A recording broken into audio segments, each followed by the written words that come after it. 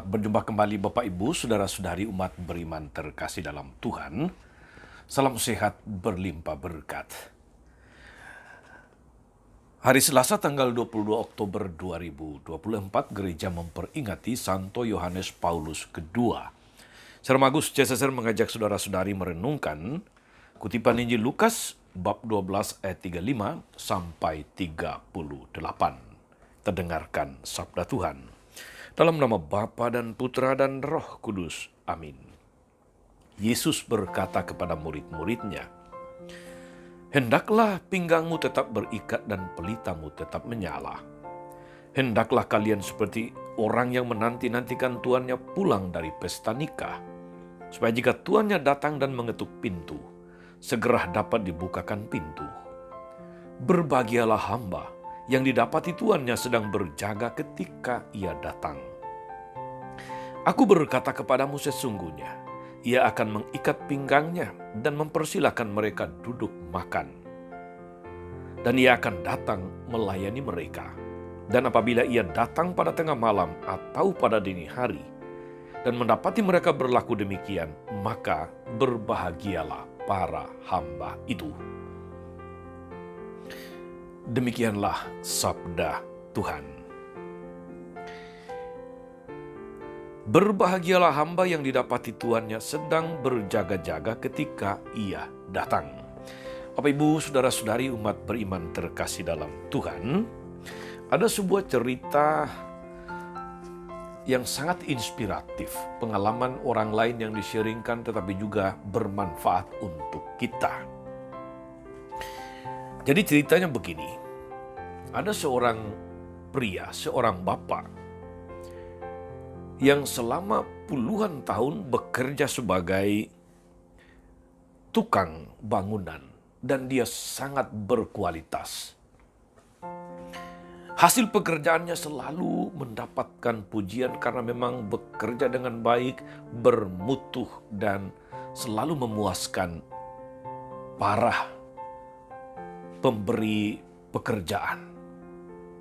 Baik itu bosnya maupun yang menikmati hasil dari pekerjaan itu, bangunan-bangunan yang dia kerjakan.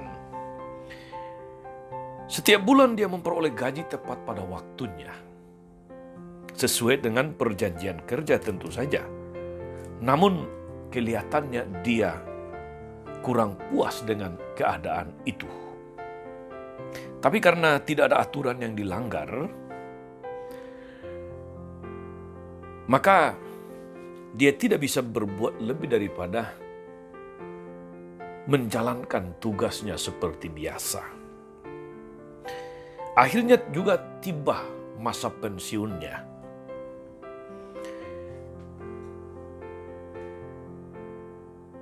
Dia menyampaikan kepada majikannya, kepada bosnya, "Sesuai dengan aturan, sudah waktunya saya pensiun. Saya berterima kasih karena boleh diberi kepercayaan sebagai tukang yang bekerja bersama dengan Anda sekian lama." Tetapi bosnya itu kemudian menyampaikan suatu apresiasi dan rasa terima kasih yang luar biasa kepadanya, tapi dengan sebuah permintaan. Katanya, "Pensiun itu memang hakmu, tetapi sebelum engkau pensiun, aku meminta satu lagi.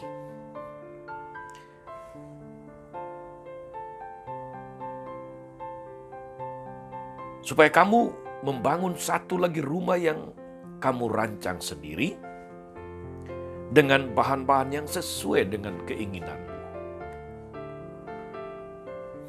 Tukang bangunan itu agak kecewa karena dia ingin menikmati masa pensiun tapi disuruh bangun satu rumah lagi. Dia menyangka bahwa dia seakan-akan dihalang-halangi untuk pensiun. Atau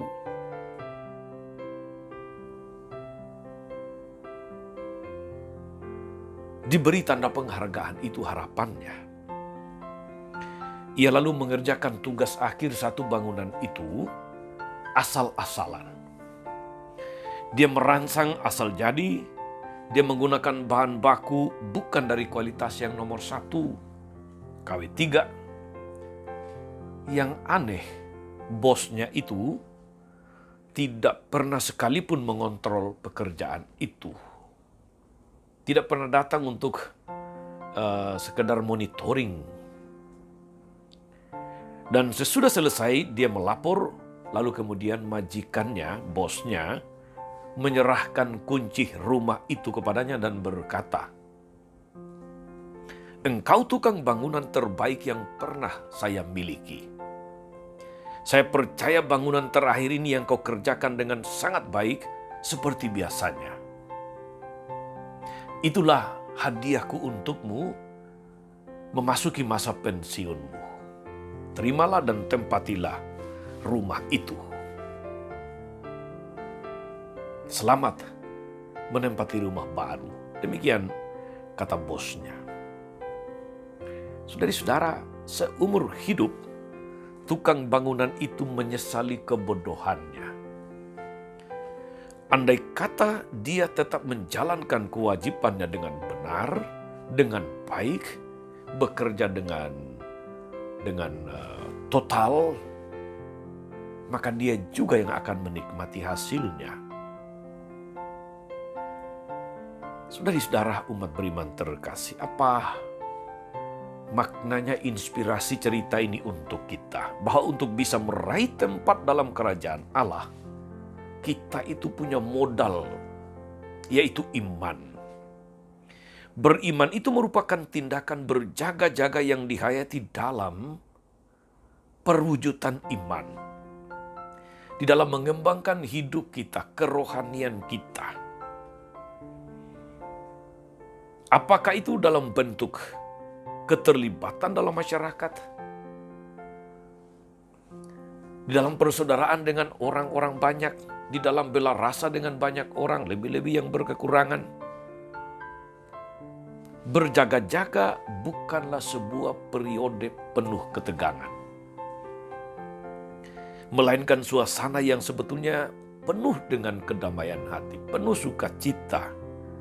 Berjaga-jaga bukan sesuatu yang membuat orang mesti menjadi tidak tenang, tidak nyaman,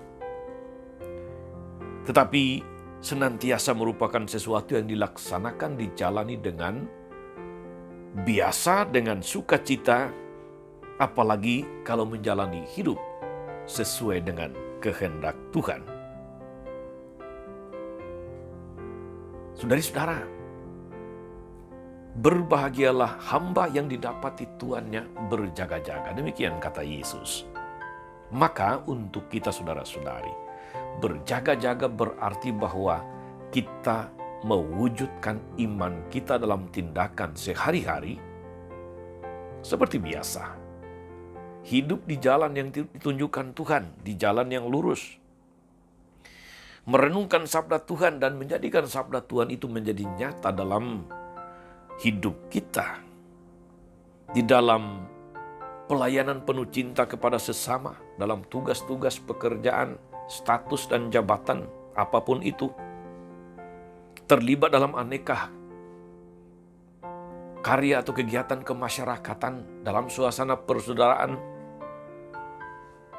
memperhatikan kelestarian lingkungan hidup dan sebagainya. Itulah cara kita berjaga-jaga. Itulah cara kita waspada. Itulah cara kita menjalani hidup sebagai suatu kesempatan untuk mewujudkan iman kita. Ketika semua itu kita jalankan saudara-saudari dengan penuh kesadaran, dengan penuh iman, dengan penuh kebijaksanaan, maka berjaga-jaga justru menjadi saat yang penuh rahmat, saat yang membahagiakan. Selamat berkarya sambil berjaga-jaga. Tuhan memberkati. Amin.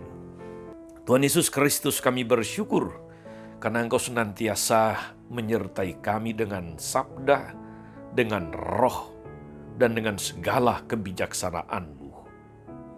Melalui firman-Mu hari ini, kami Engkau teguhkan untuk senantiasa menjalani seluruh hidup, karya, dan pelayanan kami sebagai kesempatan untuk berjaga-jaga. Mampukan kami hari ini melaksanakan segala tugas karya dan pelayanan kami sebagai kesempatan untuk memuliakan nama-Mu.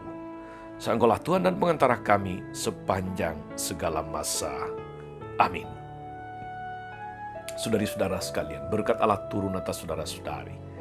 Atas mereka yang kita doakan atau kita janjikan doa, mereka yang sakit dan menderita, segala rencana, karya, dan pelayanan kita sebagai kesempatan berjaga-jaga, Bapa dan Putra dan Roh Kudus. Amin. Tetap sehat, teruslah menjadi berkat. Jangan lupa like, subscribe, nyalakan lonceng notifikasinya. Salam 52, Tuhan memberkati.